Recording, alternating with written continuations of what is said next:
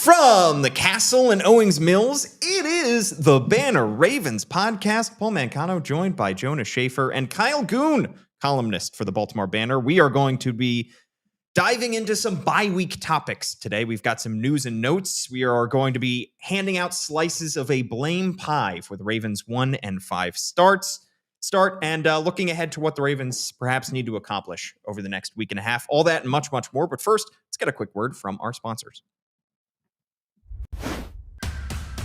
For the fifth year in a row, Toyota is the best resale value brand according to Kelley Blue Book's KBB.com, including the 2025 Grand Highlander, best in resale value for midsize SUVs. Toyota, let's go places. Looking for the ultimate game day spot? Head to Guinness, Baltimore. We've got fresh pints, the biggest screen south of the stadium, and the perfect place to cheer on the home team. Game time is Guinness time. All right, guys. Kyle, let's start with you because you haven't been on this podcast a while, and in the meantime, you have been to France. What was your favorite pastry while in France? Yeah, I had a vanilla bean that was filled with vanilla cream and praline. So it wasn't a real vanilla bean. It was not a real vanilla bean. It was a vanilla bean that was a pastry shaped to look like a vanilla bean with vanilla inside. It's ingredients, and you make them back to ingredients. It's French. You wouldn't understand it. Jonas? I don't even know what a vanilla bean looks like. You don't know what a vanilla... You haven't seen them on the cartons of ice cream? It looks like a football, but it's flatter. It's thinner. It's oblong shaped? Stretched out. It sounds delicious. Was it as good as it looked? It was good. And now we're back to desserts because we're going to hand out slices of blame pie. We are. What a great transition there. Before we even get to our slices of blame pie, though, we do have some news and notes to run through here during the bye week. Ravens obviously coming off a loss on Sunday. They are reeling. They're 1 and 5 right now as they head into this critical bye. Coming out of the bye, it looks like a little bit of a softer schedule. And as we get closer to their game against the Bears in week 8, I think that we'll start to look ahead to what the Ravens really need to accomplish in order to make the playoffs and in order to make a run in the AFC North. But right now, they are just in desperate need of getting healthy during this bye. They're in desperate need of figuring out everything that has gone wrong through the first 6 weeks of the season. Looking back at that game on Sunday, by the way, Jonas, in our postgame pod, we didn't even talk about the fact that Jaire Alexander did not play a single defensive snap during that game. Were you aware of that at the time? Were you thinking about that? No. Not at all. What was your reaction after seeing that Jaire did not play a single defensive snap? I guess no surprise because he didn't really show up in any of the plays that we were following. John Harbaugh basically said he was an insurance policy in case Nate Wiggins got hurt or Marlon Humphrey got hurt or Kyle Hamilton got hurt. So I guess we're probably at a point now where if the Ravens are going to roll with this 3 safety setup and it's Marlon Humphrey and Nate Wiggins on the outside and behind those guys, it's Cheeto, then I guess you're wondering what exactly the plan is for Jaire Alexander the rest of the season. So maybe he's on borrowed time, just like a certain other Ravens player who just kind of flew the coop pretty quickly. Yeah, I'm actually a little upset we didn't start with a moment of silence for CJ Gardner-Johnson, who I don't think Jonas last week got the pronunciation right one time on the podcast. Chauncey CJ Gardner-Johnson. I mean, Adam Schefter in his tweet today, I believe, referred to him as Chauncey. He did call him Chauncey? CJ Gardner-Johnson has been the man of many names. He is the man of 0 defensive snaps for the Baltimore Ravens. If you saw the news earlier, you might not have been surprised, and that's that the Ravens have released CJ Gardner-Johnson, the veteran safety, in what was been called a mutual decision. According to his agent, he lasted 1 week, played 0 snaps, was not elevated for the only game that he was here for, had 0 conversations with the media, and had about 1 billion convos with his teammates. What if you could compare his time with the Philadelphia Eagles winning a championship to this one? Which would go higher? This is the exact opposite, I think, of efficiency. Whereas the 2 times he's been with the Eagles, he's made the Super Bowl both those years and won it once. So this is the exact opposite. We never got a chance to talk to him. He was never made available. So who knows what he thought about his time with Baltimore? But the Ravens are just going to keep adding safeties. Keep signing safeties every year with the intention on the premises that there's playing time that doesn't exist until the world falls into the sun and explodes. But it was, at least we heard it was mutually amicable. That's such a beautiful thing when you really think about it. I mean, it's clear that C.J. Gardner-Johnson believed there was going to be playing time here because the Ravens were looking to add another safety to this mix because of the slow start that Malachi Starks has been on, them realizing that they miss Ardarius Washington more than they thought they would. So they signed C.J. Gardner-Johnson to the practice squad, and then they traded Odafe Owe for Alohi Gilman. And C.J. Gardner-Johnson probably looked around and said, well, looks like I'm not going to be playing here. Might as well leave. Does that sound about right, Jonas? Is that what happened? Yeah, I think we would like to get the chance to talk to him. Maybe we will one day. Not a whole lot of life from him on social media besides a Bible verse that, of course, preempted his parting of ways for the Ravens. But yeah. What was the Bible verse? I didn't see it. I'm not a Bible scholar. No one confused you with one. I will always remember him on Thursday wearing a scrunched up sweatshirt that made it look like he was trying to cover the fact that he was maybe taking a nap in the locker room after practice. So yeah, thanks for that, CJ. It's a lasting memory. All right, let's touch on a couple quick injuries before we do our blame pie exercise here. Tavius Robinson suffered a broken foot in the Rams game. He is going to be out about 6 to 8 weeks. So of all the possible outcomes, this is not the end of the world. It's going to be brutal for this Ravens pass rush that is in desperate need of any kind of help. Tavius Robinson has been playing so many snaps this year. To lose him for 6 to 8 weeks, they're going to have to figure something out. Adisa Isaac, another outside linebacker, pass rusher who has been out since the preseason when he dislocated his elbow and has been on IR. John Harbaugh said the other day he's looking at a mid to late November return. So that means for at least another month, they're going to be without the services of Adisa Isaac and Tavius Robinson, two guys that should be contributors to a pass rush that is just in desperate need of getting to the quarterback. Yeah, and I don't think there's any good thing to say about it. I mean, we just talked to Chuck Smith after this practice, said nobody's crying for us. Nobody's looking at, our 4-man rushes. Nobody's looking. I mean, and he's right. I mean, no one cares. I mean, this roster, even though they're leaking pass rushers every week, it seems, it's just no one cares except for the results. I mean, these guys were number 2 or number 3 in sacks last year, and they've been way lower than that since then, and it's just all about the results. Would you say nobody cares work harder, Jonas?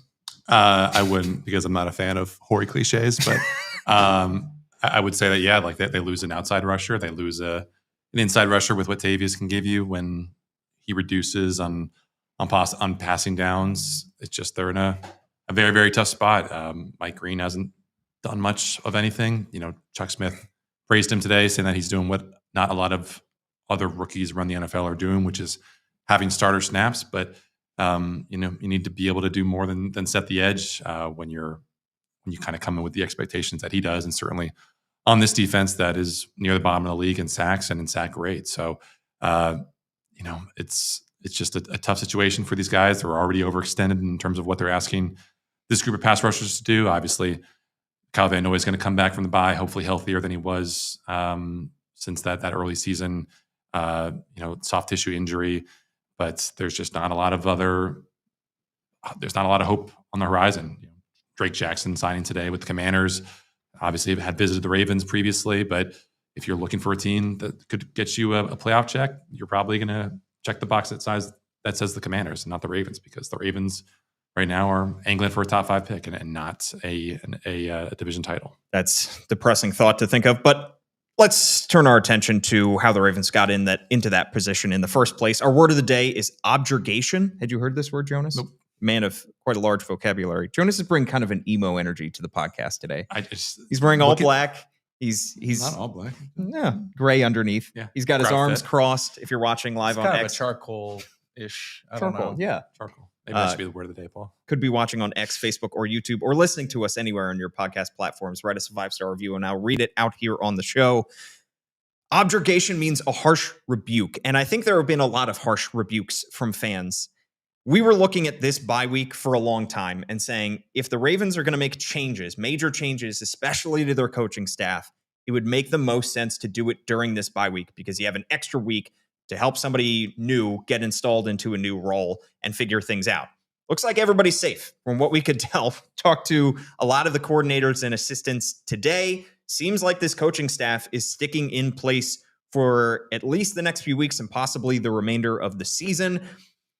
But they have to share this blame pie. And everybody who is involved in this deserves a slice. But we've really broken it down to a handful of people that we think deserve the biggest slices. John Harbaugh is one of the people who's going to be just receiving a slice. Offensive coordinator Todd Monken, defensive coordinator Zach Orr, special teams coordinator Chris Horton, Eric DeCosta, the GM. Then you got to add one for injuries. And of course, the players deserve a slice. But we need to break up just how big each slice should be. And let's start, guys, with John Harbaugh. Let's start with how big of a slice John Harbaugh deserves for how this season has gone. Kyle, you wrote a column on thebanner.com where people can subscribe $1 for 6 months a couple weeks ago about how now is not the time to fire John Harbaugh. He is obviously a Super Bowl winning coach who is the second longest tenured coach in the NFL. He at the very least deserves the grace to finish out the season if he's going to be fired at all. How do you feel about the job that John Harbaugh has done, and how big should his slice of the blame pie be? Yeah, I don't think it's good. I mean, I think people confuse my saying that John Harbaugh shouldn't be fired, it wouldn't be best for the team, as him saying me saying he's doing a good job. I don't think it's good. I mean, I think this team this team, even with its injury situation, could be 3-3, and they're not. I mean, they should be at least 2-4 if we're talking about what happened in Buffalo when everyone was available. Whether it's personnel changes, play calls, the fourth down punt. There are things that John Harbaugh was in position to do as head coach that could have at least won them one more game. And, if you look at this past week, I mean, they probably could have won this game too. I mean, take a few more points on that 4th and 3, you have a Cooper Rush throw, not being able to get in with 2 tush bushes at your own 1 yard line, or I'm sorry, the Rams 1 yard line. I just think there are ways John could have manipulated this season more to get 1 or 2 more wins, and trying to be mindful of all the slices I'm about to hand out. I'd say about 20% of this falls at John Harbaugh's feet. Jonas? Yeah, I don't know numbers because I just don't know numbers, but I would say it's probably just the normal size, the normal serving of pie for a 1-5 coach. Just, How much pie does that coach eat? Like 1/8 of a pie slice and 1/8 of a pie? Depends on, I guess, the richness of the pie. Probably wouldn't this have. This is not a very rich pie. I'll have you know. I don't think anyone's savoring this pie. If it's a key lime pie, you probably wouldn't be having like a 1/8 of a slice of key lime pie because it's very rich. Very rich. Yeah. Okay. So how much does John deserve here? A normal amount for a 1-5 coach. Good grief. That's what I'm going to say. Boy, the emo energy is really radiating. I just don't know how to do these maths. The maths aren't math. It's just he's done not a good job with situational stuff. But some of the issues that maybe he took a lot of heat for earlier this season have been revealed to be more systemic issues, like the Ravens' inability to run out the clock against Buffalo. Well, maybe it's because this offensive line actually isn't any good. And obviously he is the guy who's hiring the coach is responsible for that. He's responsible for coaching them up. And it's disappointing to hear Zach Orr, saying today that the Ravens have had to tell these guys that they need to basically kick more ass as a defense and bring their own juice to kind of borrow a Dabo Swinneyism. When these are, kind of facts of life that you took for granted with a Ravens team and when playing for John Harbaugh. So the physicality has been down, the execution has been down, the situational awareness has been down. And how much of that you blame him for, how much of that you blame the coordinators for, how much of that is just dumb luck with the schedule and injuries is tough to say. But I think John is probably taking like the right amount of heat for what this team has been doing. The fact that he is relatively divorced from the play calling, I think, gives him a little bit of wiggle room that other coaches might not get the grace for. But obviously, he is the kind of figurehead coach who's getting paid a lot of money, and to see so many guys on this team not be able to either bounce, continue what they showed last year in 2024, or just fail to deliver the promise that they showed us in training camp and the preseason. It speaks to something bigger at play here. And I think that obviously falls at the feet of John Harbaugh. Yeah, it's a double-edged sword being that CEO head coach, because he can divorce himself from the play calling and the nitty-gritty, and that can allow him to remove himself from poor results at times and potentially blame somebody who's under him. But at the same time, he hired all of these coordinators, and those coordinators were involved with him in hiring the assistants under them. And the buck stops with him because he is the guy who is at the top of all of this. Interesting comments today from Zach Orr. You mentioned a few of them, Jonas, but Zach Orr was very appreciative of how John Harbaugh has consistently had his back through all of this, and said, John has taken on a lot of the slings and arrows that might otherwise be reserved for me, and I'm appreciative of that. Zach Orr has taken a lot of slings and arrows this year, and for good reason. This is a defense that is at the bottom of the league, that is on pace to allow the most points ever by any team in NFL history. And I know they have an extra game, but they would break last year's Panthers record. They're on pace to allow almost 550 points this season. And you look at the job that he has done for basically a season and a quarter, a season and a third, going back to last year. The results have been bad. I mean, the first 10 weeks last year were bad, and it wasn't until that Steelers game that they were able to turn things around. This year, they start with the ugly loss in Buffalo. They have bad performances against the Lions and the Chiefs. Where are you guys feeling? How are you guys feeling right now about the slice of blame pie that should be reserved for Zach Orr? All right. Well, since I can actually seem to work with numbers, so I'm going to go first. We learned from this podcast, Jonas can't add up to 100. Any kind of numbers, he's just opposed. So I'm giving Zach about 15% here. Okay. And it's odd because, the players really do defend him every week, and you don't sense that their desire to play for him has lessened. But that being said, I mean, like you said, the results aren't that good. And especially in some of the early games this year, even when, the team was healthier, you look at some of their blitz packages. I think specifically of that Lions game, where they're blitzing, they're sending guys. And, that was a game 2 years ago where this defense really upset Jared Goff, really disrupted him, really made him uncomfortable. I mean, Zach Orr is dialing up pressure in 2025 and getting nothing going, and they're getting whatever they want out of that matchup. And it's just, it's obviously gotten worse as the defense has gotten worse. And I do think, the Chiefs game was a little bit tough because the offense kept putting them in bad field position. This past game, I do agree in some respects was better, but they still have blown coverages. I mean, we're still talking about, we could be talking about a bigger blowout if Matt Stafford's able to find Devontae Adams wide open in the back of the end zone. So it's not an acceptable level of execution. You might be able to say he's doing more with less than the offense is, and we're going to get to that in a minute. So I don't think I agree with John Harbaugh's premise that firing him this week does not improve the team. I think that is true, but I don't think Zach Orr necessarily has been the prodigious talent that we've all been led to believe before he was hired in 2024. I don't think the results have borne that out. I think he's a charismatic guy who seems like guys want to play for him, but he has not hit the right buttons the way that Mike Macdonald did when he was here. Yeah, there are a certain number of guys on this defense who are performing at superstar levels under Mike Macdonald who are just not looking like superstars so far during Zach Orr's tenure. I mean, Roquan Smith's play has declined over the last couple of years. Kyle Hamilton had to be moved to that deep safety role last year and for the start of this year before they move him back, and he just has not been able to make the same kind of impact that he did in Mike Macdonald's defense. Nnamdi Madubuike had an incredible sack total 2 years ago, and his sack totals went down, and obviously he's out for the year now. But these are superstar players who don't seem to be playing like superstars in Zach Orr's defense.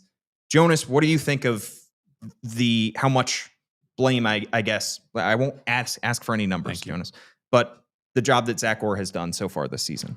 Yeah, I can't give a number because I'm incapable of it, but I do think that he has the biggest slice of blame pie, more than Harbaugh, more than Monken. I just think for all the reasons that Kyle stated, it's just you're not elevating anyone. You're struggling with basic things. I checked the numbers last night. I think they're bottom 8 in pass defense and run defense when teams put a guy in motion. That comes down to communication. That comes down to preparation. That comes down to putting your guys in positions to execute. The run defense's fall off has been staggering for no other reason than Nnamdi Madubuike, getting hurt, and that's a big one. But Nnamdi Madubuike wasn't on the field for every game last year, and they still had a really, really good run defense. So it's just been baffling that, as you said, the stars and the big names on this team, other than Madubuike over those first 2 and 3/4 weeks, have not really lived up to their salary cap hit or their salary. Even Kyle Hamilton has been kind of hit or miss at times this week with his run defense. Malachi Starks, the coaches said today that you can count on him to never make the same mistake twice. Well, he's finding new ways to make mistakes every week. So I don't know if that's really the compliment that they think it is.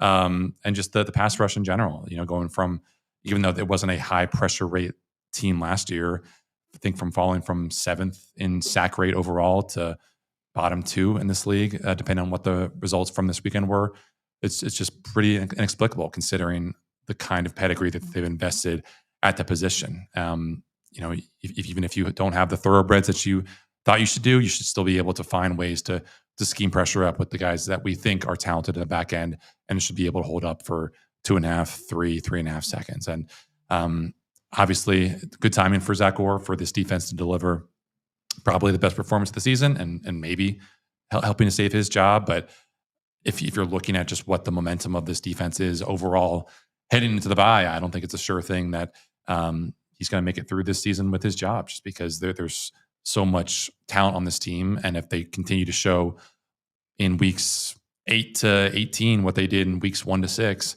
then someone's probably going to have to pay the price for it. And ultimately that comes down to the guy who's calling the plays and, in the locker room and getting these guys trying to buy into a system that we thought last year they had clearly bought into, but there's obviously been a pretty significant backslide so far. Yeah. I mean, they would need a significant turnaround in the same way that they had last year, and they need it to happen sooner. It would have to happen now. And if you're looking for positive signs, obviously their performance against the Rams is one, but there were a lot of instances in that game where the Rams shot themselves in the foot. The missed Devontae Adams touchdown that you mentioned, the missed field goal from 26 yards.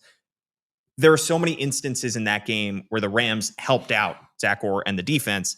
And unless this defense is not able to turn itself around the way that it did last year, if Alohi Gilman is not the answer that he appeared to be against the Rams, then you might have to start thinking about his long-term security here. Let's talk about, on the offensive side, Todd Monken, the job that he has done so far this season. If the defense is trending in the right direction after that solid performance against the Rams, the offense is trending in the wrong direction. Fewer points every single game.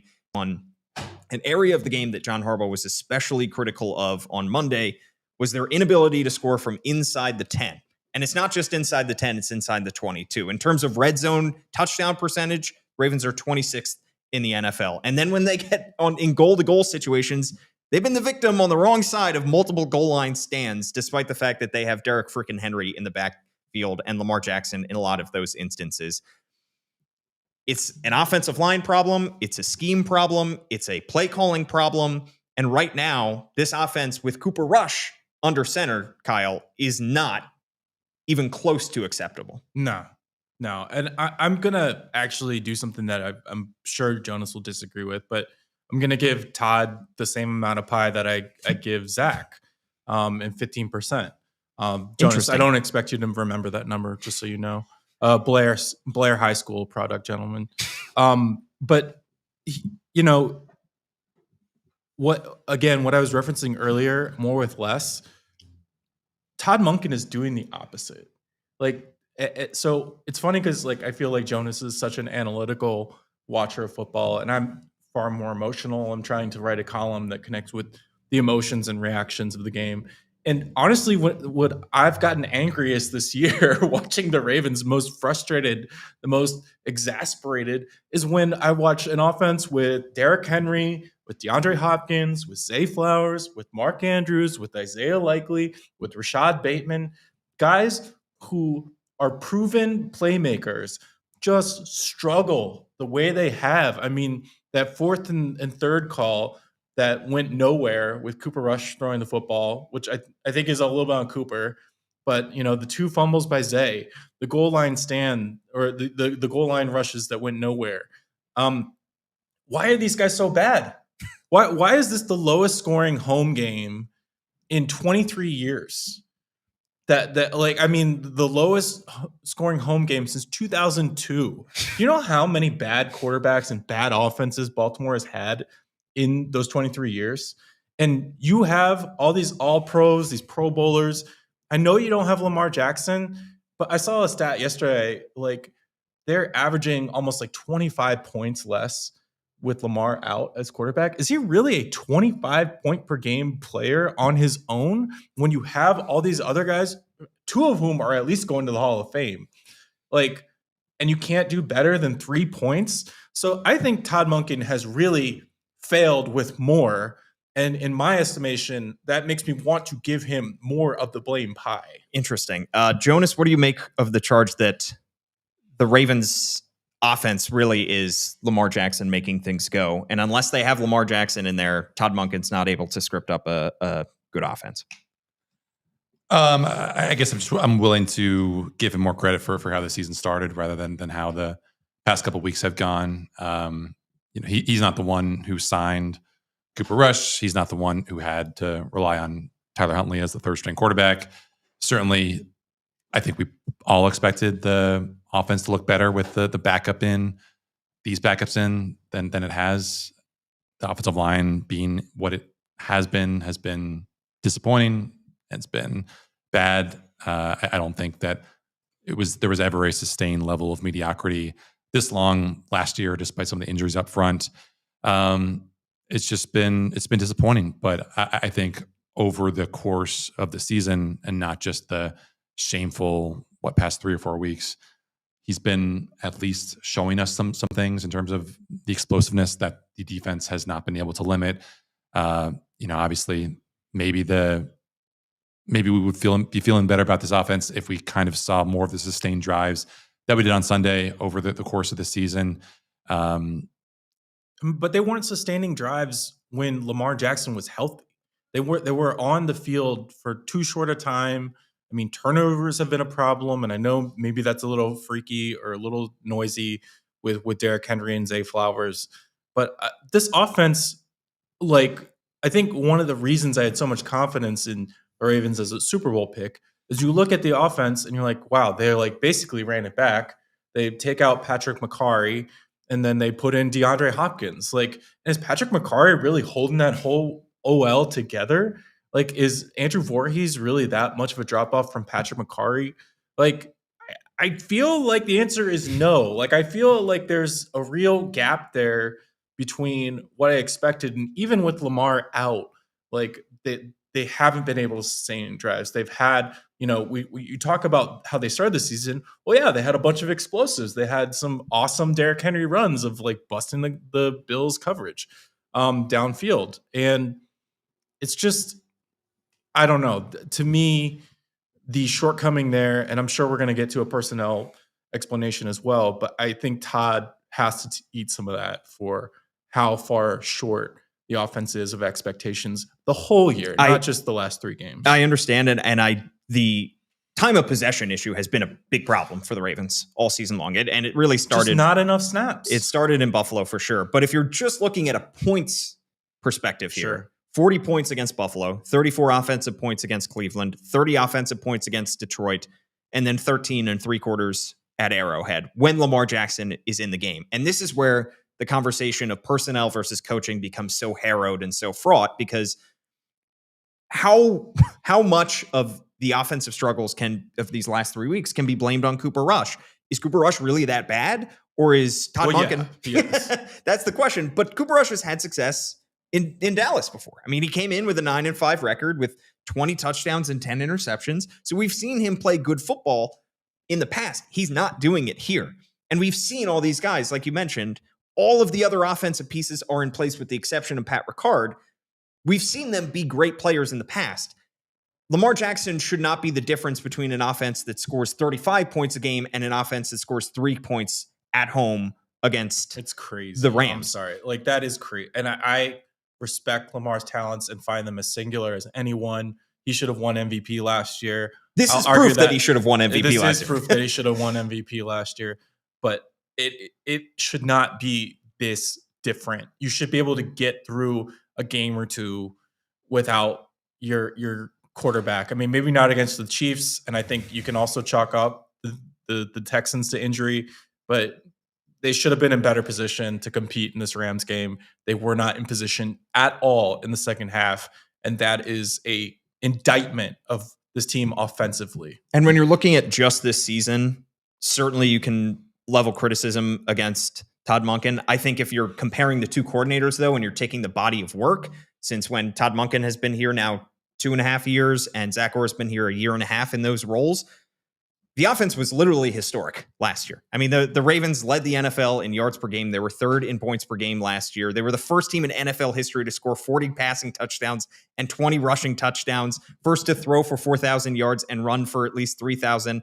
And then 2 years ago, they were fourth in points per game. So this offense under Todd Monken has been excellent. And this is a smaller sample size that we are seeing the offense perform as poorly as they have. Zach Orr has been more frustrating to me because we saw a bad defense for the first 10 weeks last year, and then we see a bad defense for the first 6 weeks this year. So the outlier is the good performance in the second half, the last third of the season last year.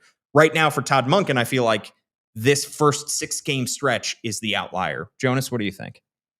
Yeah, I mean, it's obviously the outlier. He was great first 2 years here. I think he's going to be great over the next 10 weeks here, assuming that Lamar's healthy. Just hasn't been, I think with Lamar being hurt and not even being 100% in the games where he was healthy, you take Ricard out, you take Isaiah Likely out for those first couple of weeks. I think this offense has just been considerably easier to prepare for a defense on a week-to-week basis. That's always been the challenge to Baltimore, even against Greg Roman coached offenses. Like, you really do everything you need to prepare for an offense that has someone as fast as Lamar at quarterback, someone as big as Pat Ricard playing, fullback, like the blocking tight ends on this team. When it had Nick Boyle, it's just been a more kind of run of the mill offense to prepare for. And I think hopefully this offense could be healthier, and that'll make it harder to prepare for, and that'll make things smoother on Sundays or on Thursdays or Mondays whenever they're playing.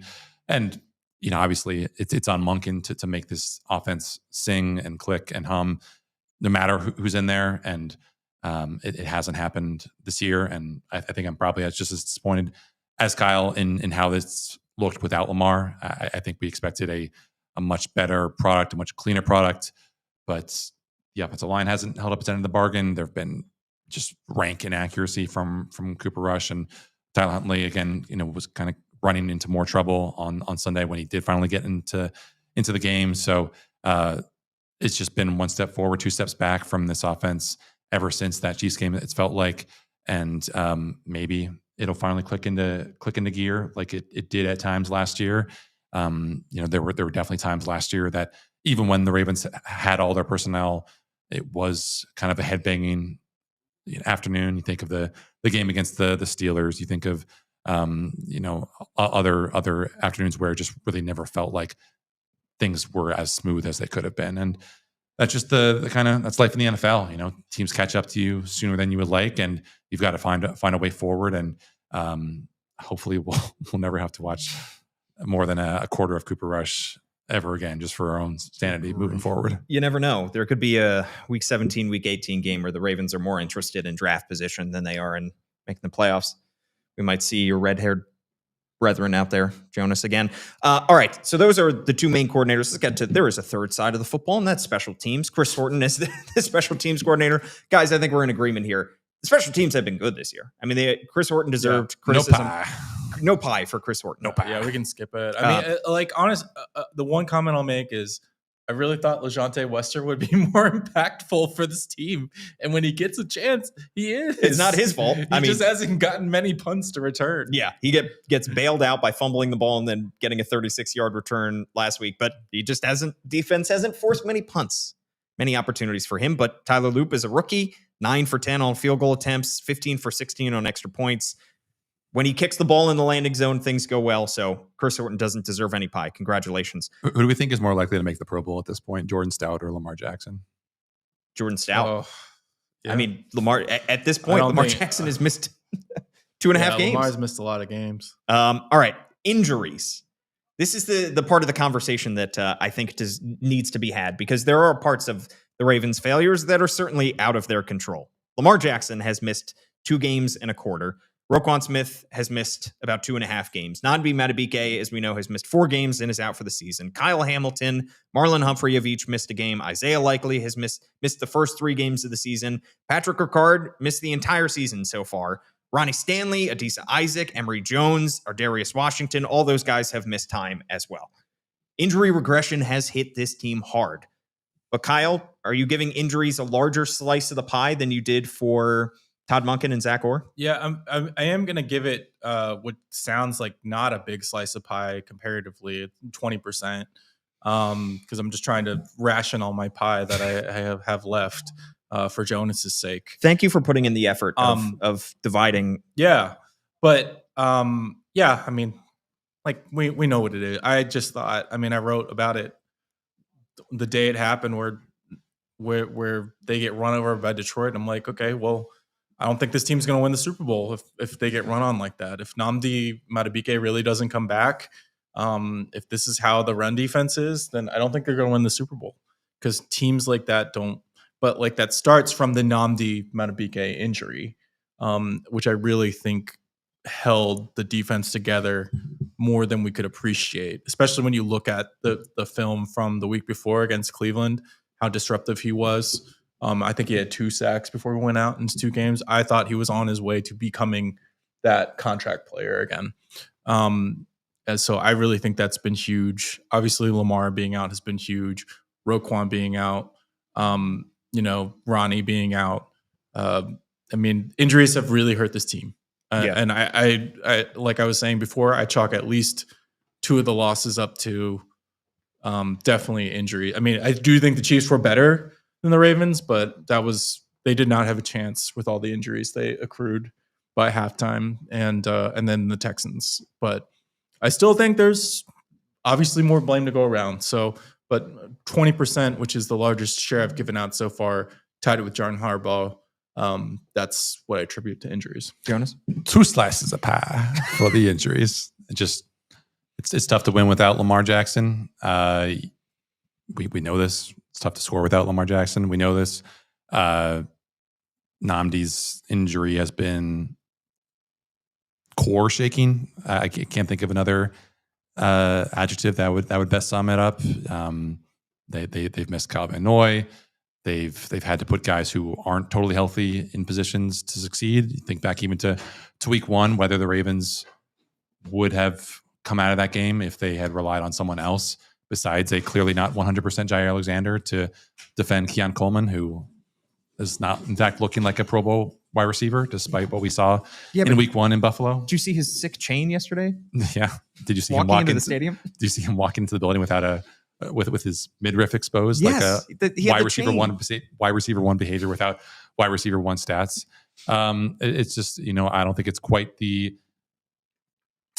as bad as it was in 2021 or 2020. I forget what those 2 COVID years just kind of run together when you're having to run out guys. But the Ravens were asking Ruben Lowry to start at safety for them because of their injuries at safety and the defensive backfield. And a couple of days later, they just cut him. And we all know just how steep a drop off it's been from peak Ronnie Stanley to Joe Noteboom. it's been pretty steep.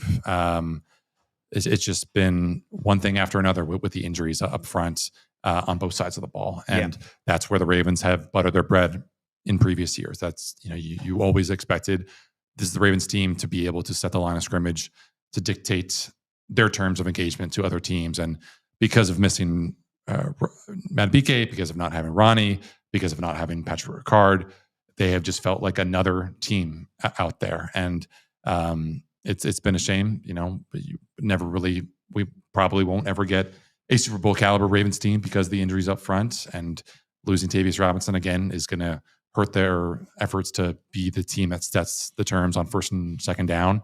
So I just think it's been a huge, huge factor. Doesn't defend what their shortcomings have been on coaching or in personnel or in roster building. I just think that, the team that we all imagined this year being, we're not going to see it basically at any point over the rest of the year. And I guess we were probably all duped into thinking that this year would look a lot more like it did last year, where they just had by far the best injury luck of any team in the NFL on offense and defense. But that team is not coming back in 2025. They're going to have to kind of get by in smoke and mirrors in some games, and they're going to have to develop the depth that they didn't really have to, tap too much into last year.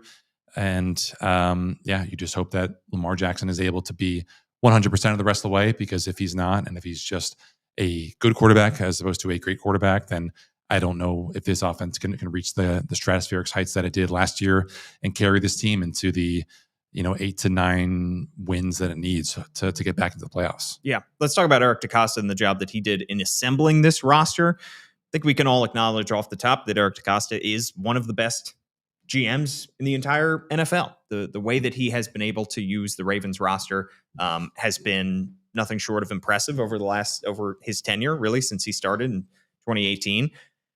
But when you look at some of the shortcomings on this team, you obviously look at the depth at some certain spots. Offensive, defensive lines, those are two critical areas. And yes, he is expecting to have Nnamdi Madubuike in there, and he's expecting to have a healthy Ronnie Stanley anchoring that left side of the line.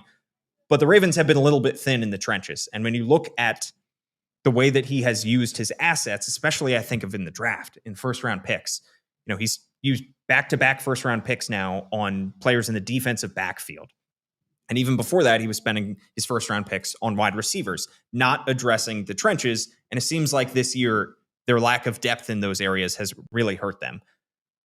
What do you think, Kyle, about the job that EDC has done so far this year, and how big is his slice? So my slice for him is 10%, and that's probably lower than a lot of people want to give him. I've seen a lot of relitigating EDC's decisions.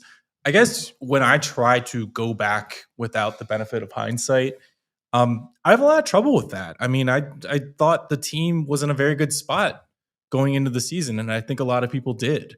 I think the one thing that I might be willing to relitigate a little more is like, okay, well, we got DeAndre Hopkins to this receiving core. Could that have been spent on a lineman, a guard? Yeah, I think in retrospect, yeah, maybe they should have been happy with their guard position. But, I think some of the assumptions you could have made about this team are, well, Lamar kind of makes any line look good rushing the ball. The Ravens haven't been able to run the ball effectively. Derrick Henry has not been the force he was last year. I think instead of not having enough, wide receiver balls to go around, it's just nobody's producing at that position. That's been very weird. I love to bang on this team about pass rusher every year at the trade deadline. I've written 2 straight columns at the trade deadline about they need an edge rusher. And then they still finished in the top 5 in sacks. So what am I going to sit here and say, oh yeah, I saw it coming 2 years ago when they led, the NFL in sacks in 23 and top 5 last year? It's really tough, but things have broken for them in a way that just have not been fortunate. The bet on Jaire Alexander, I think to some extent, I'm guessing everyone at this table probably thought that would be a little bit better. Yeah. I think, I thought DeAndre Hopkins would be more impactful. I assumed that, the areas where I always wondered at offensive guard and at outside linebacker.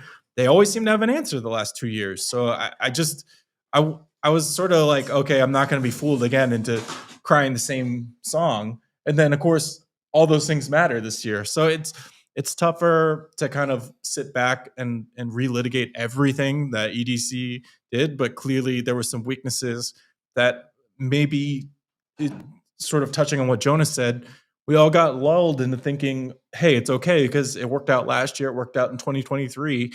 And it is just not working out in any of those areas this year. Jonas?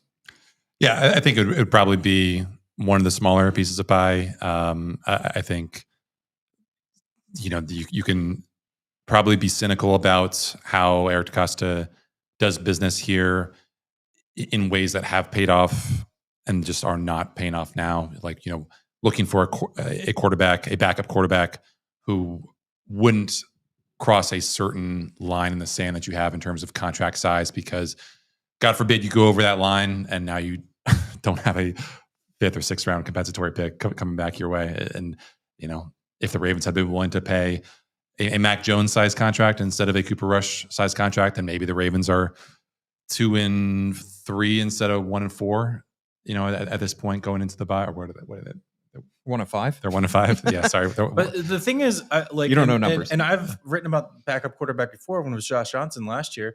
But I still think you should be able to do better with the supporting cast you have on offense than they've done with Cooper Rush. Right. And I think when I think about the offensive line too, it's like to talk about what you were saying, Kyle, about being lulled into a sense of security.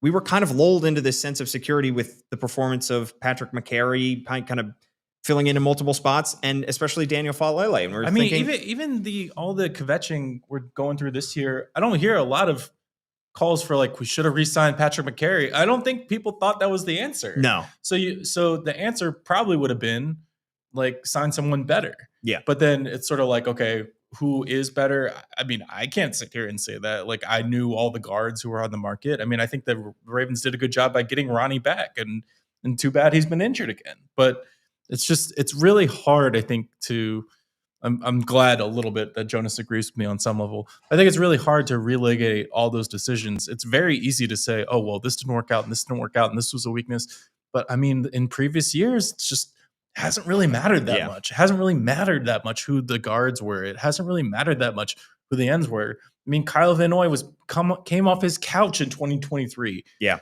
And in mid-season, and last year had his career high in sacks at 35 years old. Like, it's just the Ravens have done this. So it's sort of like, okay, who am I to poke at this? And all of a sudden, everything's falling apart. Yeah. Yeah. I've seen people bang on Eric DeCosta for not investing significant draft capital in interior offensive linemen besides Tyler Linderbaum. And yeah, I mean, like, obviously hindsight being what it is, that we have seen those chickens come home to roost. But if you want to do a kind of binary, you could say, well, the Ravens haven't invested significant draft capital in guards because they've been tying up their day 2 draft capital in edge rushers. And it's I think a lot more advantageous to have really high impact edge rushers on cheap rookie contracts than it is, high impact guards. That's just my opinion. I think that's borne out. The biggest position where everyone was screaming last year, the Ravens didn't have an answer. Safety. And they go and draft a safety, and like Malachi Starks hasn't been as impactful as I think some people hope. But I mean, you can't accuse Eric DeCosta of not trying to address the team needs. It's like, yeah, it's nuts. And of course, the Ravens have needed Malachi Starks because Ardarius Washington immediately got hurt after the draft. GM is the position, maybe besides quarterback, that you can do the most Monday morning quarterback with, because we look back on it, and this is a roster that 5 people on our staff picked to win the Super Bowl. We thought was going to be excellent. Not me.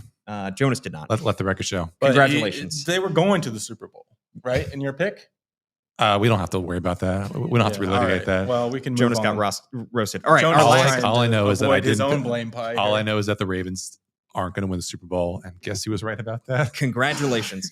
Don't you feel great about yourself? I do. When you're watching the Super Bowl from home, it'll be what a great comfort. All right. Last but not least, the players. This is the most fraught conversation because it is pretty much impossible unless you know absolutely everything that goes on the football field. You know about how everything is coached, how everything is schemed up, how everything is taught. It's impossible to truly extract the influence that coaches have on the players and how much blame the players deserve for being in the wrong spot or failing to miss a tackle. Is that because it wasn't coached right? Is that because it wasn't schemed right? Or is that because the player himself is not doing the right thing at the right time? But we do have to talk about the players here because, as we said, everybody deserves a slice, and we can't be critical of the coaches and the coaching staff and the GM if we're not also critical of the players themselves. Right. And the players aren't going to deny the blame. They aren't going to say, no, I don't want anything on my plate. They're going to take it because this team's 1-5 and they have to. And frankly, I think player execution is a key thing. I have them at 20%. That's as much pie as I have left.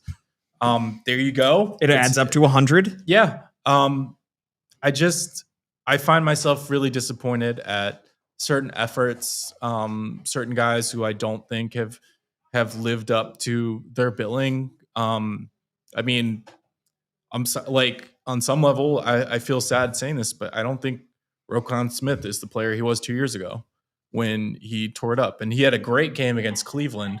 We saw that. But athletically, I think it's safe to say he's in decline. Anytime he has to move to the side, that one play where Jared Goff found David Montgomery right in front of him, Roquan had to adjust angle. People were saying, oh, he's not, making the tackle or he's not acting. Well, no, he's just slow. That's what's happening. Right. I think, stuff on the offensive, which we've gone over, as much as blame as I want to give Todd Monken, I think the guys who have failed. I mean, we're talking about Derrick Henry and Zay Flowers making huge turnovers. And as freaky as that might be, they still did it. Derrick Henry isn't shying from the blame of that. He may be the best player remaining on offense right now, healthy. But I'm sorry, dude. Like you have to own that for the Bills' loss. Yeah. And it's just a team that even with as many guys as they injured should still be better. This team should be at minimum 2-4. And there's a good case to say they should be 3-3, even with all their injuries. And I just think the players have to have some pride and play better. Jonas? I also agree that the 1-5 team needs to play better, Kyle. Yeah, that there's hot take. Like you said, it's tough to divorce what this team is being coached to do from how they're executing, because there hasn't been really a whole lot of kvetching, at least publicly, about how these Ravens players are feeling like they're being let down by the coaching or by the preparation or anything. That's, I know that there's been a lot of Ravens fans saying that like it looks like this team has already kind of checked out, but I think that is just, that's fans ascribing their own frustrations to this team, to what they're seeing on the field. To me, talking to the guys after the game, talking to them in the locker room, there is not really the sense of guys having checked out or being frustrated in ways that teams that are, more like the Jets or the Titans, whose seasons are already kind of, spiraling around the sink and heading down into a really, really bad place.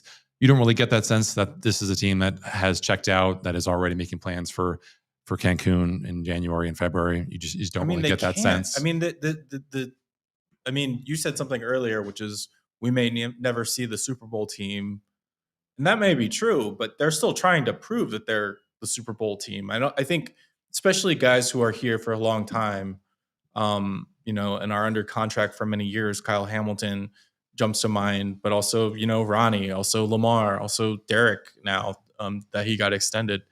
They're here to prove that they can still be that team. And it's so much harder to kind of be around a group of guys that come in with championship aspirations and fail versus, all right, you're the Titans and nobody thought you'd be good and you are bad and the vibes are low. But that's kind of where you're supposed to be, right? In a way, you're supposed to develop. These guys are not supposed to be developing. They're supposed to be A1. Right. And in terms of just pure pride, I'd like to see more. And I thought Tyler Linderbaum said something. I wrote about this, but I thought Tyler Linderbaum said something very telling. We talked about the 2 tush pushes that did not go in, and we can break it down of very micro. But he said they wanted it more. Yeah, that to me was the biggest red flag that I've heard from any player all season. They wanted it more. The other team wanted to keep them out of the end zone more than they wanted to get in the freaking end zone. Yeah. And when a guy who has the experience and leadership that Tyler Linderbaum has is saying that about the team, that's not good. Yeah. So I think, even though I agree with Jonas that I don't think the attitude is circling the drain necessarily, they could be a lot better. They could be better, and if they lose one more game in the next month, we could be at that place where bad teams go, where guys are just bummed, they're checked out, and they're like, okay, well, no shot at the playoffs. Like, what are we even playing for? Contracts, whatever. Yeah. And we're not that far from that.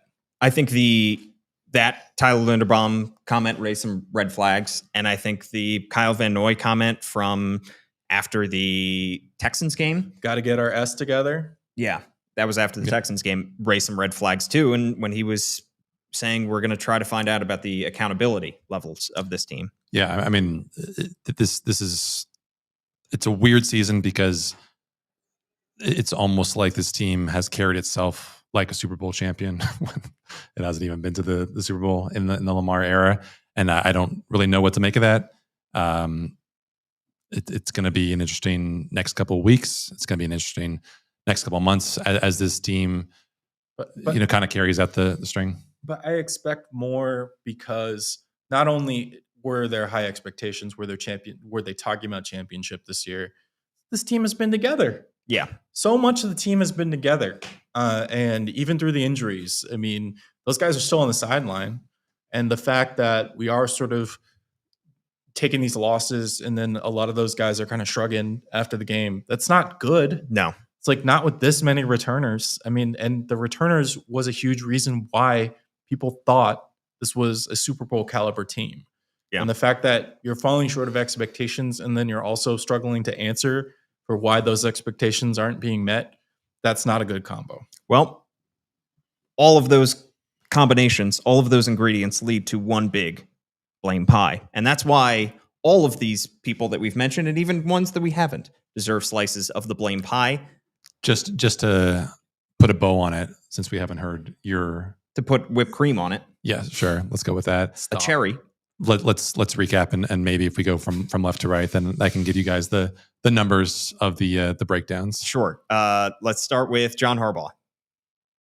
Well, no. Let's go from Kyle to Paul to Jonas. Of the breakdowns? Yeah. Okay. I'm so confused. Wait. Yeah. What? Okay. So since you guys know the individual allotments. Oh, I don't of blame. I never claimed to. Oh boy.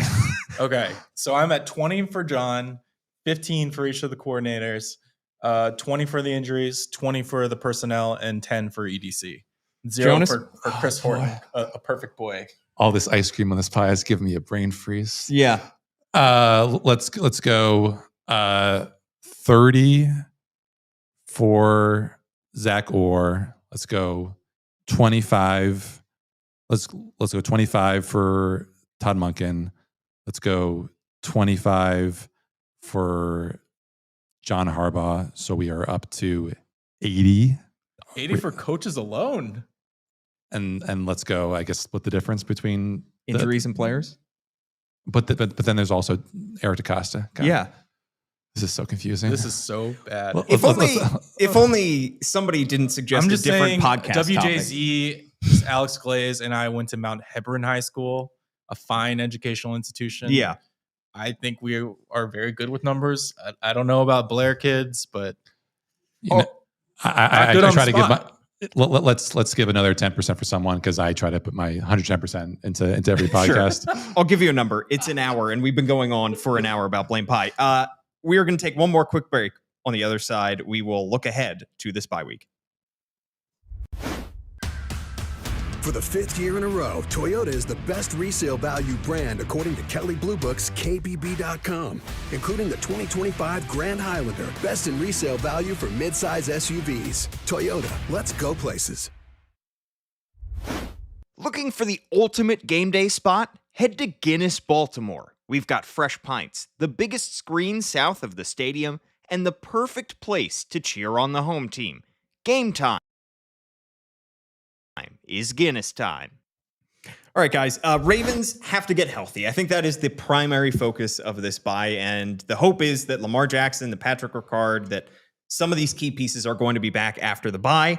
But is there anything in particular that you guys are looking to fix? Is it the goal-to-go offense? Is it the just short yardage? I mean, everything on defense? And I know John was very protective of the tush push play yesterday. It said Mark has been doing it for a few years. Hey, maybe it's time to hang it up. I mean, I'd like to see something different on short yardage. I'd like to see something different on 4th and 3rd than that Cooper Rush pass to wide open air. I think to me, those execution pieces, I mean, we should be talking about a game in which the Ravens scored at least 10 points. Yeah. And I just think those things are going to be key, especially if you're going to be doing these boat races for the rest of the season. Jonas? Yeah, I just would like to see Wins? a healthier Lamar Jackson. I would like to see a more coherent running game. I would like to see, I guess I'm curious to see what exactly the role is for the cornerbacks on this team moving forward and the safeties. Because I think it would be a shame if someone like Cheeto Woozy were just to kind of be, cast out to the side and not really get a chance to see what exactly Jaire Alexander could look like when he is, finally healthy and running the kind of speeds that he wants to. But again, if that means if the Ravens don't and the Ravens want to lean into more 3 safety sets with a lot of snaps for Loie Gilman at the expense of Cheeto and Jaire because they feel like that's going to be the best path to success for them, then certainly they know, better than us what exactly that looks like. But yeah. Go ahead, Kyle. I was just going to say I want to hand out 2 more slices of blame pie for this podcast. 50% with Jonas, 50% for Paul Mancano. Totally agree. 0 for me. You deserve no blame. I'm a guest. I'm a cameo. My role is to star. I did it perfectly. You nailed it. Absolutely nailed it there, Kyle. I'd like to see on the other side of the bye a happier Jonas Shaffer. I'm happy. Can I suggest going to France? I'm looking at the flags flapping in the breeze. I'm looking at the scenery here. I'm looking at the birds flapping their wings. We're going to set up a Patreon to send Jonas to France. Yeah. And croissants for a week. I can really like attest France. Personally, great for mental health. I would love to go somewhere else but France. It seems like it's very cliche. And the fact that you went there after so many other guys already did, it feels a little. Okay, we have officially. Is it je ne sais quoi? This is Je m'appelle Jonas. I don't know. This is officially emo Jonas. This is hipster Jonas because everybody else goes to France. I want to be different. That's what I'm saying. Read all of Jonas Shaffer and Kyle Goon's Blaze your own path. good work on thebanner.com where you can subscribe $1 for 6 months. Shout out to the Banner. Just because it is the bye week does not mean our coverage is going to stop. Jonas and I will have another podcast on the other side of the bye as well to preview the Ravens game against the Chicago Bears. Thanks so much for tuning in. For Kyle Goon and Jonas Shaffer.